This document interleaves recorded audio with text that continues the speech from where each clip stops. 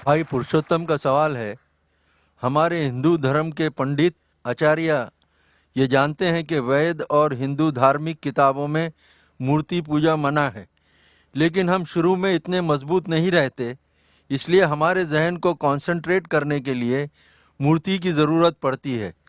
जब जहन मैच्योर हो जाए तब मूर्ति की ज़रूरत नहीं। भाई ने सवाल पूछा था कि हम जानते हैं हिंदू धार्मिक किताबों में लिखा है कि मूर्ति पूजा हराम है, मना है, लेकिन क्योंकि कंसंट्रेशन के लिए पहले पहले हम मूर्ति का सहारा लेते हैं, बाद में जब हम मेच्योर हो जाते तो ज़रूरत नहीं। अगर मान लो जो आप कह रहे सही है कि पहले पहले इनिशियल स्टेज में आपको ज़रूरत है मूर्ति की इबादत करने के लिए, बाद में जब मेच्योर हो जाएंगे तो ज़रूरत नहीं, तो मैं ये कहना चाहता हूँ कि हम मुसलमान ऑलरेडी मेच्योर हो चुके हैं, हमको मूर्ति की ज़रूरत नहीं इबादत करने के लिए।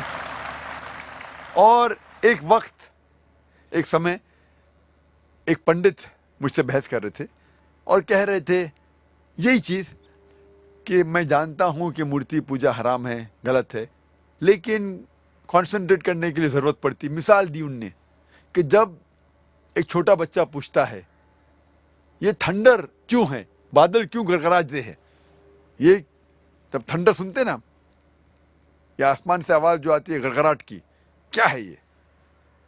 तो पंडित कहने लगा हम कहते हैं बच्चे से, क्योंकि वो नहीं समझ पाता है, कि आई माँ चक्की पीसती है।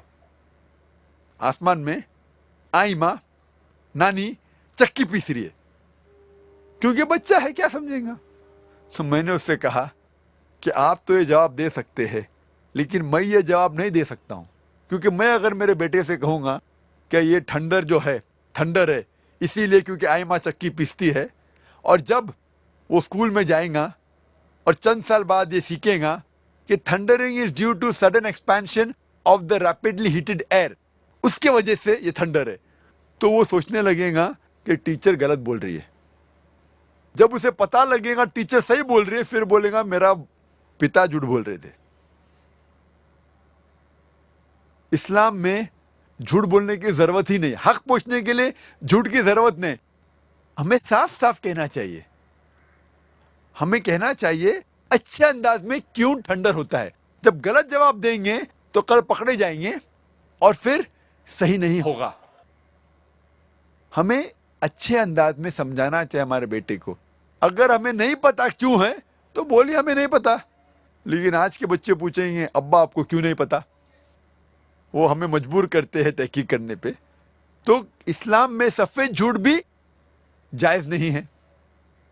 और पंडित कहने लगा कि इनिशियल स्टेज में जब बच्चा फर्स्ट स्टैंडर्ड में होता है तो उस टाइम हम उन्हें इबादत के लिए आइडल का सहारा लेने के लिए कहते हैं, मूर्ति का सहारा। जब वो ग्रेजुएट बनता है उस टाइम उसे ज़रूरत नहीं पड़ती मूर्ति की।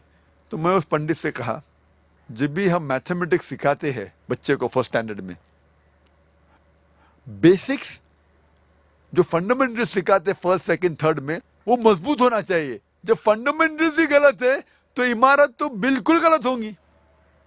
फंडामेंटल्स कभी गलत नहीं हो सकते। मैथ जब सिखा रहे तो आप ट्रिग्नोमेट्री, लॉगरिथम तो बाद में सिखाइए, अलजेब्रा, लेकिन बेसिक तो सही सिखाइए।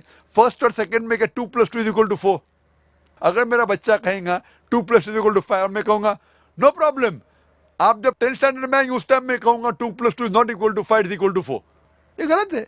हमें बुनियादी बात सही तरीके से पढ़ाना चाहिए।